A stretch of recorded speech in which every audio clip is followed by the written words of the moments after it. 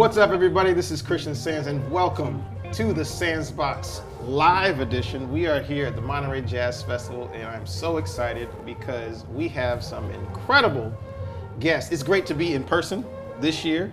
We're usually online, we're usually just on YouTube, but this year we're actually doing this in person. I'm so excited to have my friends here, Katie Thiroux and Brian Perez. Thanks Good for to having see us. you guys. Thank you. Yeah, man. I'm so happy to see you. Happy to be here with you guys, and we're gonna have some fun today. Katie, I want to start with you, right?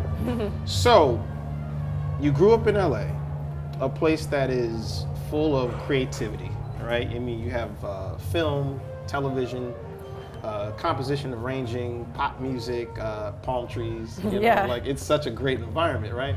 And you started playing violin at age 4, right? So, what was it like to take lessons in practice at 4 years old? Well, I'm the youngest of 4, and so it was kind of like I had to play violin. Yeah. We all played violin at 4, and our violins were actually like Christmas tree ornaments that it ended up working. But I took Suzuki, and so we're all in a group. So I liked that. Okay, like we're all doing this thing together, and we all. I knew at that point that I didn't sound good either, but I was trying. I was really trying. Yeah. But I think being in a group helped, and I don't know if I had the discipline, but it was just something fun to do. I wasn't really interested in sports or playing with Barbie dolls or anything. So I was, okay, I got this violin, but it was more like when I was 8, and my mom she can kind of see like, you're not digging this, and I'm like, yeah, I don't sound good, and she was the one who was like, why don't you try the bass? Everyone needs a bass player. She plays, not wrong. yeah. That's true. So she plays bass. My older brother Dominic plays bass too, and she said everyone needs a bass player, so you'll always have a job. Yeah. But of course, as an 8-year-old, that wasn't like my. Right. Oh, okay, let me get to work. Right. But I'm sure like we've all had. My first bass lesson, my teacher, Dr. David Young, it was just beautiful. I put the bass in my hands, and he didn't really tell me anything to do. He just let me play, even with the bow. So I think it was that initial first experience was just so pleasant and so joyful. Just like if a baseball player, when they first hold the bat or something, or throw the ball. So it was just like, okay, I found it. Yeah. I found Do you it. remember your first lesson, like how it was? Oh, what you yeah. learned that day? It was just so much fun. Of course, it was a much smaller bass, but I just remember like, the only way I can describe it was fun, and it was freeing, and it was just like, you make a sound. I wasn't playing jazz yet, so it was the bow on the string, and just feeling that vibration in my arm was so different than the violin. It felt, I'm sorry, violinist, but it felt wimpy, right? So I have like this whole thing vibrating in my arm, and that's all I could describe it. It was just so much fun, so much joy, and just like I arrived. I found what I loved. Now, studying violin, did you have a teacher at that time? Was that your mom that was like, hey, let's work this out, let's try to figure this out, and then you went to bass and started studying with David? Luckily, it wasn't my mom, because we would have killed each other. Like, we had the family band too, because there's 4 of us. No, but like we all had like a communal teacher that we all took from, and then which is good. It's kind of nice to separate that stuff. Yeah. And then I just started studying with David Young, and just took off from there. Yeah. And so I know when you were 12, you got together with Tierney Sutton. So what was it like to study with someone like her, of her caliber? I mean, like, this is incredible, especially at 12 years old, you get to study with a master. So what was that like? Yeah, it was funny. I think looking back, I know I was a little bit of a different kid, already like listening to bebop and stuff like that. But I started getting really interested in jazz maybe when like I was 10, and like listening to Charlie Parker, and then I was singing at the same time, but more classical stuff. But then I was just started, just like we all do, I'm trying to do exactly what Ella Fitzgerald's doing. So I'm just singing along, learning things, and I just literally called her from the phone book and was like, I want to take a lesson, and God bless her. So you just got a phone book and just looked her number up? Yeah. And was like, hey. Yeah, and so power to her, because she was like, how old are you? I'm like, I'm 12. So, and she gave me a chance. She was like, okay, well, why don't you come and bring a tape of you singing something? So I remember what I did. I sang My Romance in the key of G, which I can't sing that high anymore. Right.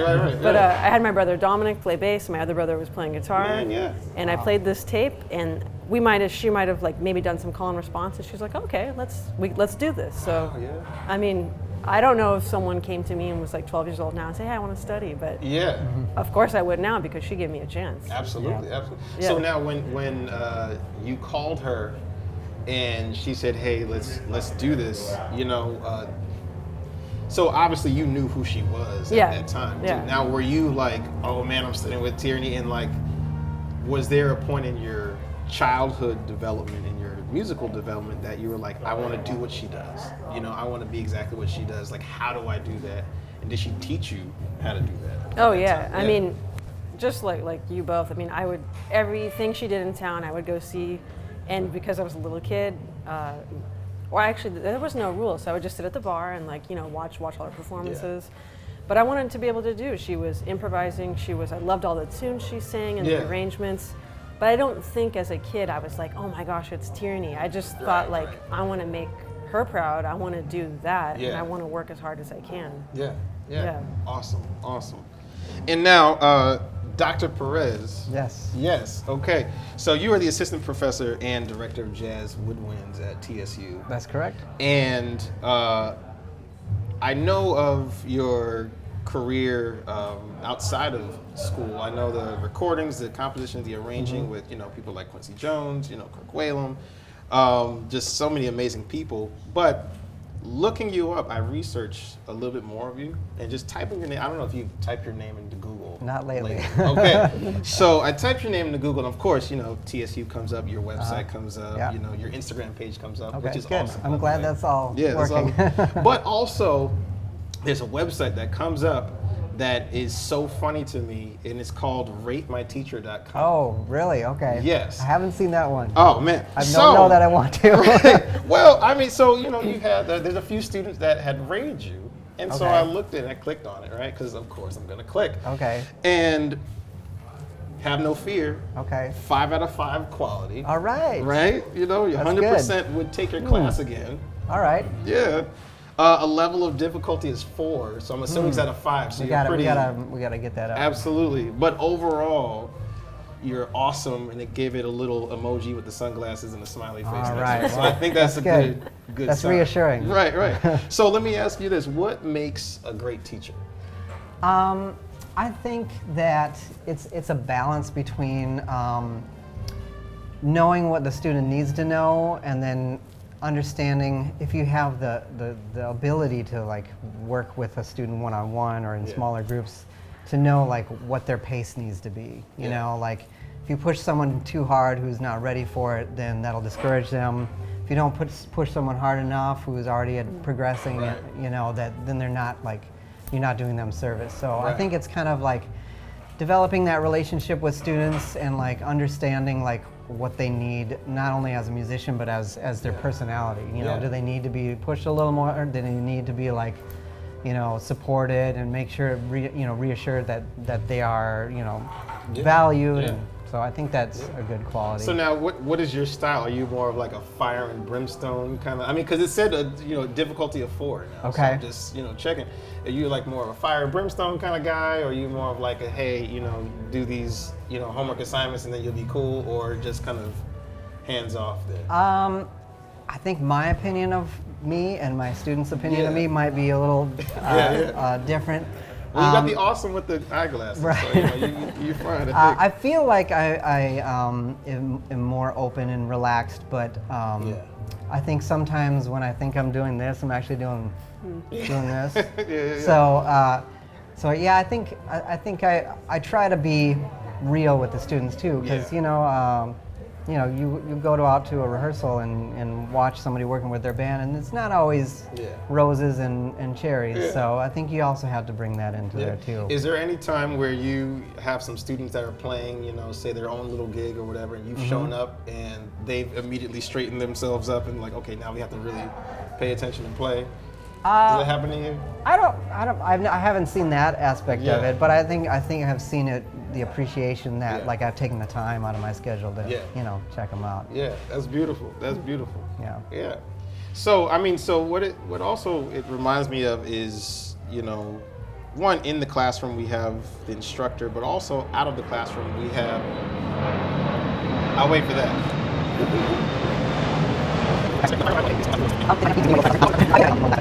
So So aside from being instructors in the classroom, it reminds me of also the instructor outside the classroom or mentors, right? I mean, what you're talking about, you know, when you go to a student show, you know, you give them that encouragement just by being there, you know? And a mentor that I had, you know, one of the greatest jazz and music instructors of all time, Dr. Billy Taylor, in my corner. And I've learned so much from him, not only on the bandstand, but just, you know, off the bandstand with business, with all kinds of different things, you know. And I know for you, Katie, you had a really close relationship with John Clayton, you know? So can you talk about the role of mentors and also how John was so instrumental in your career and your life and your music? Oh yeah. When you said Dr. Billy Taylor, that gave me goosebumps. Yeah. I got to play with him one time, actually with Terry Lynn. Yeah. We'll talk about that later. But yeah, I think everyone, no matter what your discipline is, you want to find someone you look up to, whether you can physically reach them and be with them, or if it's someone you see from afar, right? Absolutely. And then you make that goal of, you know, getting close to them. But I met John Clayton at the Vail Jazz Workshop when I was in high school, and that was one of those situations where I was like, okay, this is John Clayton. Yeah. I'm just like, my antennas were up and I was like on 24/7. And of course, when you're a kid, you don't get tired, you're not fatigued, you're on. Right. So when I met him, everything he gave me to do, I did 10 times more than what he asked me to do. Awesome, yeah. Which he wasn't like, oh, great. And that's not what I was looking for. I was just like, okay, let me go further and further. So, and you know him too. It's the type of person where that relationship is lifelong. It's forever. But to have someone honestly giving you feedback, you know, and listening to you, even now, like I don't even know how he gets back to an email I have. Just so almost learning more, not about the music, but about being a good person, you know, and it's impacted my life so much, just learning how to balance my own life. But like having someone in my corner, and it's taught me how to be that for other people. Absolutely. Because even now, I'm kind of thinking ahead of like, okay, I have to do this next week, I have to write this chart and that, and it's like, let me just chill. It's all gonna get done. Just think of how does John Clayton do this stuff. So just learning how to prioritize what's most important. It's like Gerald was saying yesterday, I come from a family of list makers. I learned that from John too. Okay, let me make my goals. You know, and sometimes I realized I've kind of slacked on those. You kind of reach something and then you kind of coast for a little bit, and then I go, nope. Get back to work. Absolutely. Gotta get back to work, you know? Absolutely. So continually, he really taught me how to push myself constructively, you know, not get down on myself, but if something's not good, you know, I figure out how to fix it. And just constantly in my music and in life, just being clear, just having clarity and intensity in everything I do is the most important thing, because I want to make sure that people can get what I'm trying to say, whether I'm just talking or whether I'm playing, you know. So it's those off the bandstand things, and the way like I've seen him deal at a sound check with a sound person. It's just like, okay.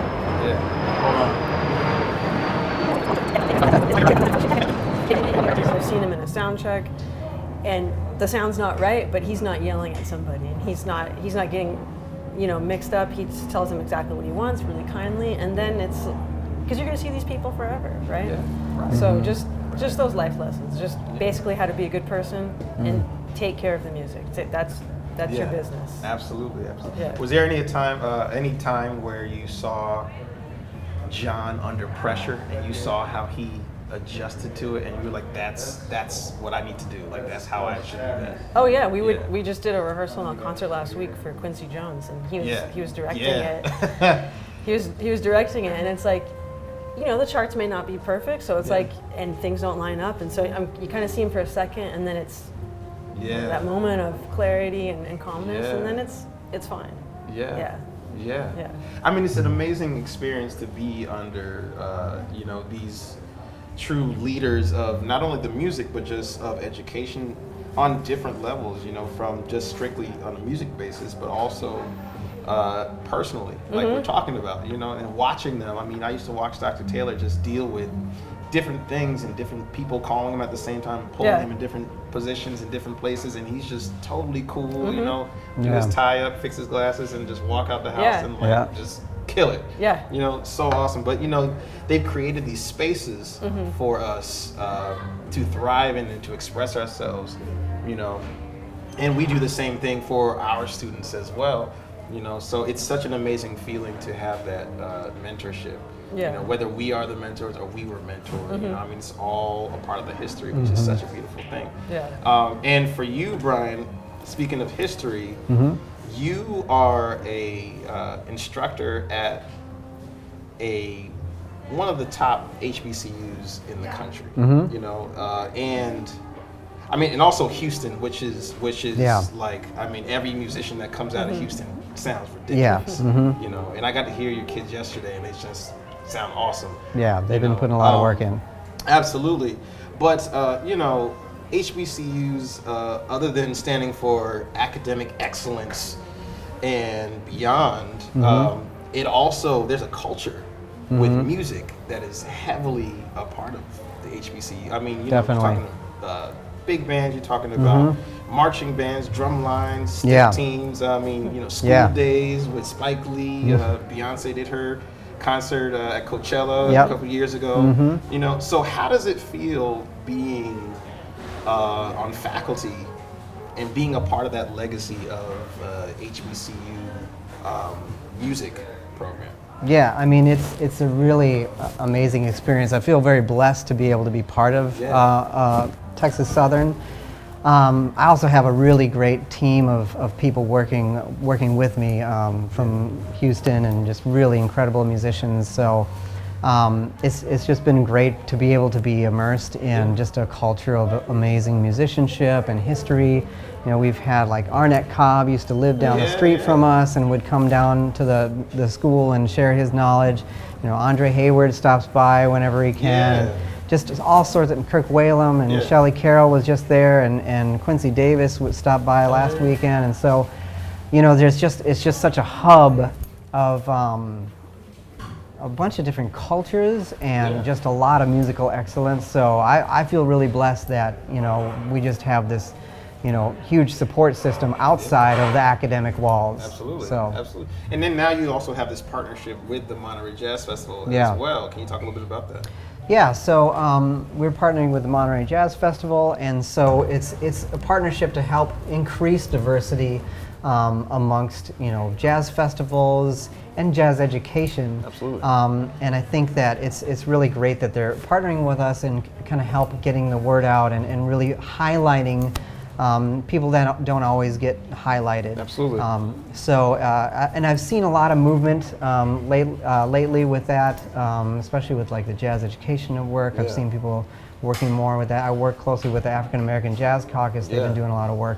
So it's good that Monterey Jazz Festival is getting, you know, on that path and like helping to support those relationships. Absolutely. I think it's really great, and especially for the students. You know, we've got students behind the cameras here. And we got students that are performing tonight. So just really, not only, because it's one thing to be in an academic institution, but it's another thing to like communicate with people that are out there doing it. Not only just the artists, but the people who are behind the scenes, the people who are making it happen, the people that are coordinating everything, and to see all that goes into putting on such an amazing festival like this. It's just really illuminating beyond the textbook. Right. And also what's incredible about the both of you is that you are not only just instrumental in things that have already existed, but you also have created other opportunities for different musicians and younger musicians and teachers and all kinds of things. I mean, you co-created the BFA program of jazz and pop music at University of Maryland Eastern Shore. And Katie, you have the Maui Jazz Camp, which is so cool. Can you guys talk about just how it is to start a program and why did you start the program? Okay. We'll start with you, Katie. Sure.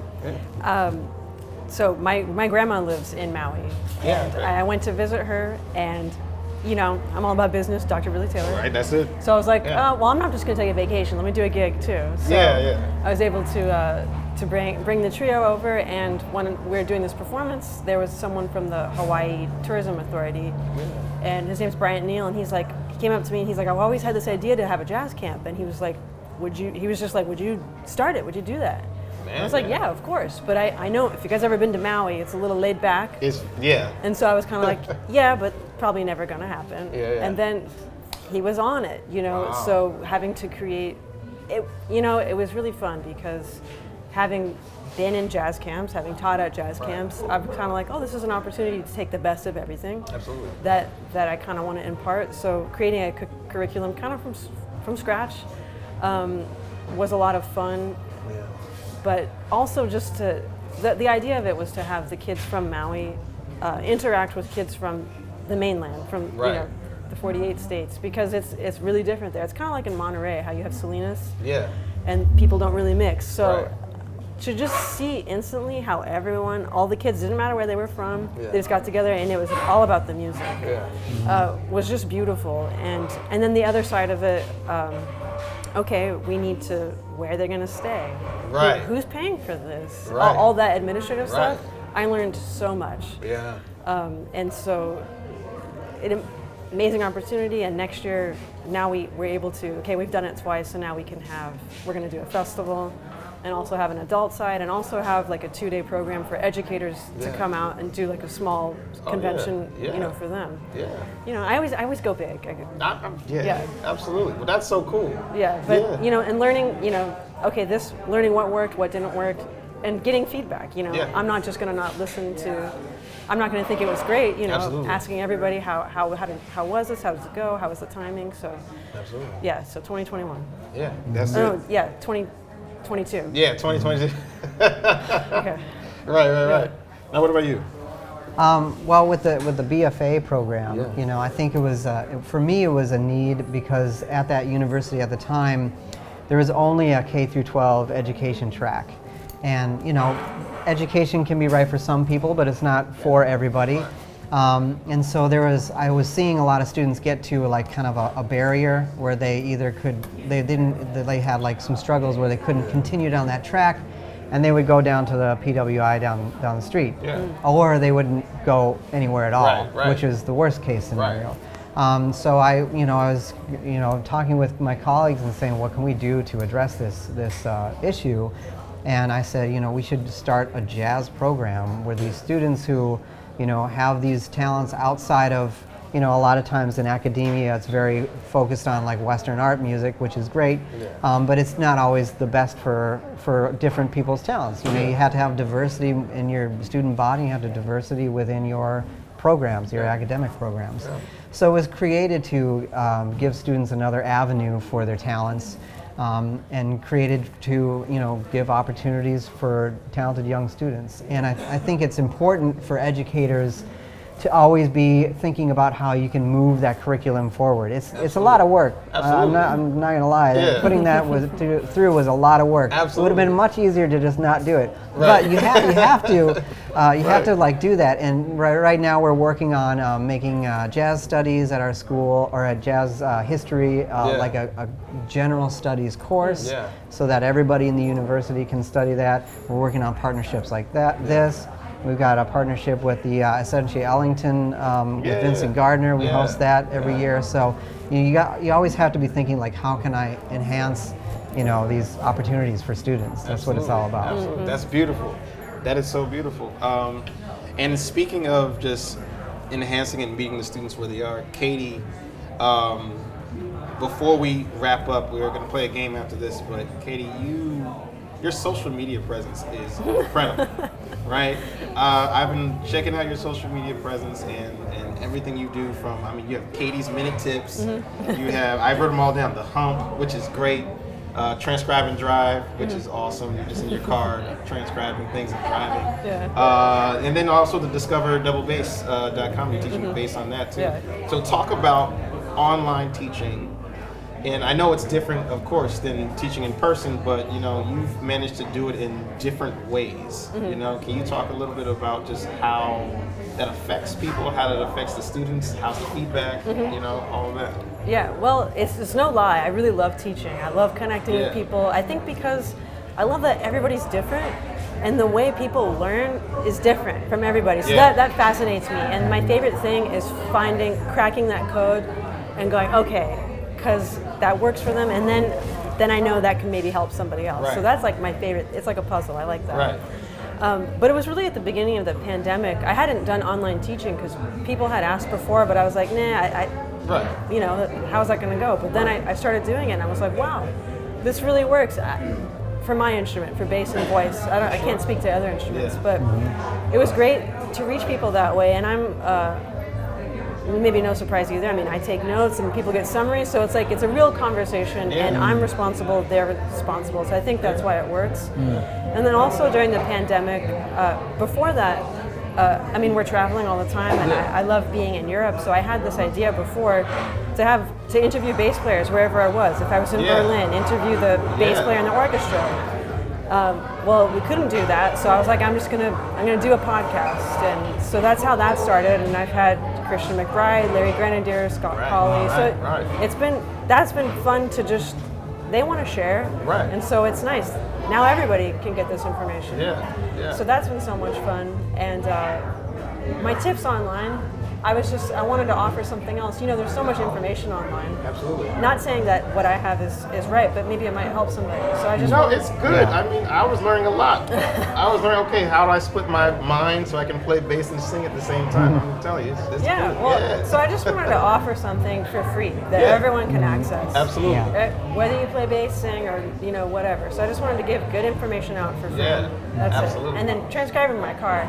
I love driving. I mean, I live in LA, so you're going to do a lot of driving. You're being stuck in traffic for You're a while. stuck in traffic, and I can't just sit there and do this. So I'm putting on a record, and I'm like, okay, let me learn this. That's so hip. Yeah, that's awesome. That's so hip. Yeah. All right, so I want to play a little game with the two of you, right? Because you guys are just incredible teachers. Okay. And difficulty of 4. And all Okay. that, right? And so I took a poll on my Instagram a little while ago of just really bad performances. Okay. Right? Of different songs. I mean, out of the jazz genre, out of classical genre, of pop genre, all this kind of stuff. And I got all these crazy videos that they sent me. So what I want you to do is, each of you, I have a piece for each of you, just give me 3 tips on how to improve. If we were in this band, or if you were directing this band, how to improve the song. Okay? Gotcha. All right, so we're going to start with you, Dr. Perez. Okay. We're going to cue this up here. Here we go.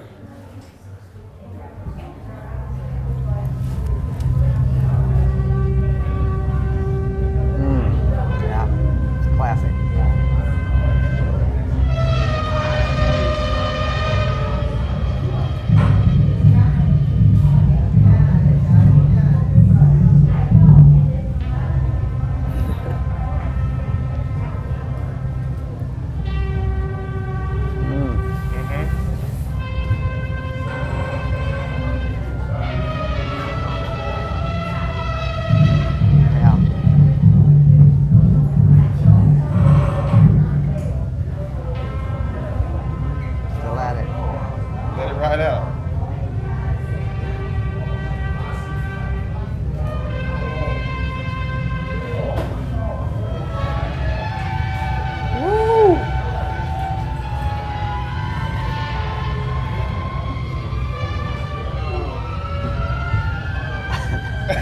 Okay, we'll stop there.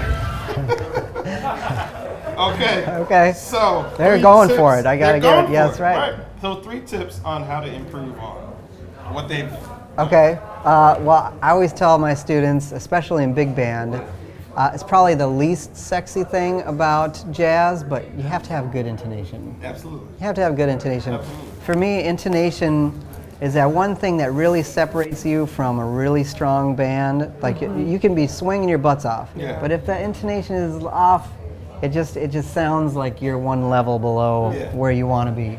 So it's not sexy, but you gotta work it out. You gotta get that intonation. Okay. So let's see, 3 things. I mean, I love their enthusiasm. They definitely were going for it. They went for it for sure. Yeah.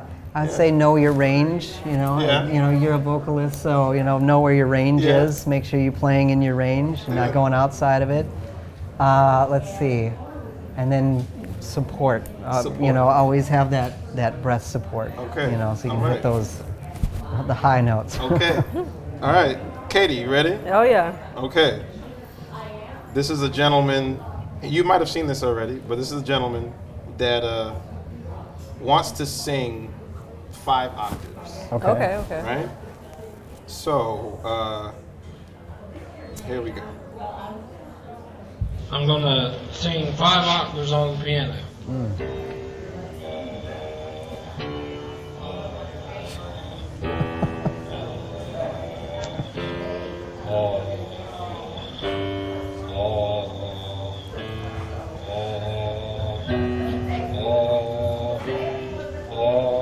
He's cracking up.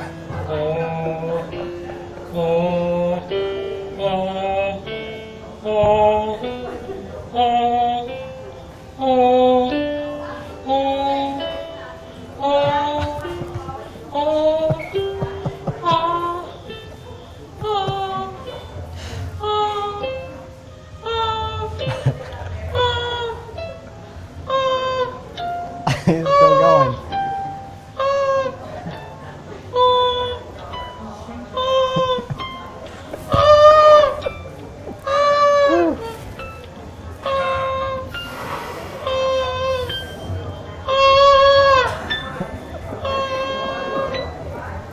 Last one.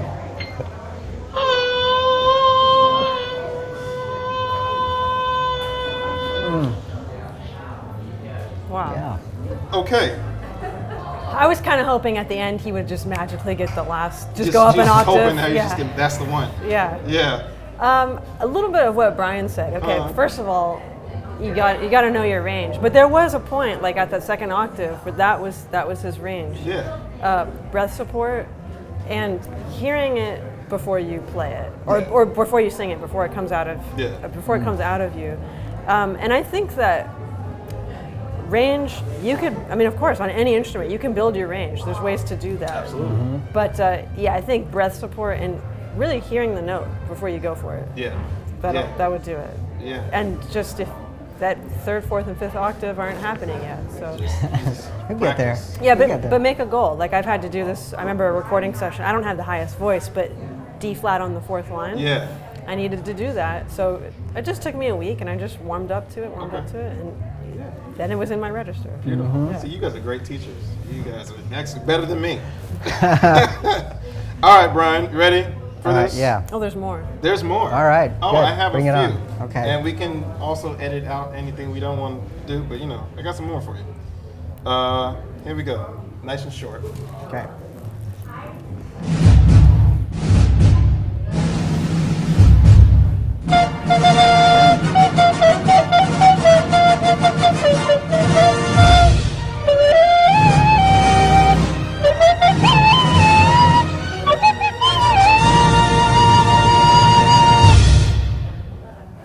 Okay. Yes. What you got? I mean, okay. Yes. I would have to say again, you know,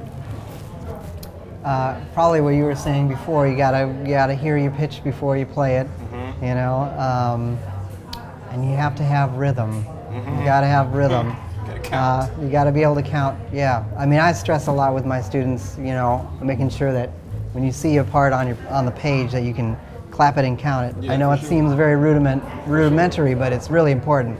For sure. So being able to get those rhythms and let's see. I don't know. I don't know that. Last one. Okay. Maybe he needs to check out some like better recorder players. Get some Yeah. mentorship. You know, Yeah. get an idea in Yeah, his head of what yeah. like really strong recorder sounds Absolutely. like. You know, check out Yeah. some of the greats. Yeah. I can't. Some of them are escaping great jazz recorder Yeah, yeah, players. yeah. They're escaping me now, but Yeah. yeah, check out the Okay. greats. That'll work. That'll work. All right, last one. Okay. So now there's a story behind this one, right? A young woman is decided to get married, right? And so she's walking down the aisle to, you know, the wedding theme song, right? So she hires a trumpet player to play for her wedding, and she's walking down while the trumpet is playing, just to keep the image Okay. in your mind. All right. Okay.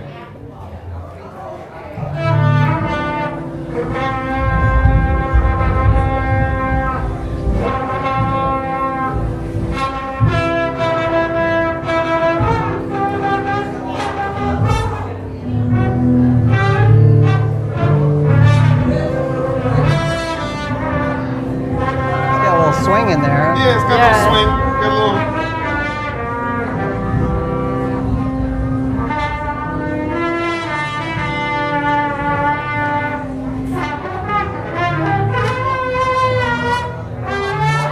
There it is.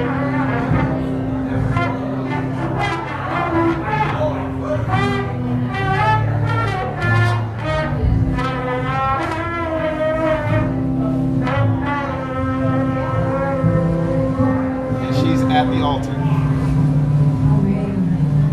Beautiful. Okay. Wow. So this might be a situation where it was like a family friend, Yeah. where Maybe. they either insisted on playing, or someone was like, "Oh, have my nephew." Someone's nephew, just like, Yeah. hey, he wants to be in the wedding. Yep. Yeah. Although this reminds me of my brother's wedding, where the piano player wouldn't stop playing when his wife was at the altar. Oh no, really? And we were just like, "We're done. We're done." Yeah. But okay, I mean, any instrument you play, whether it's a rhythm section instrument, I mean, breath support is so key. Absolutely.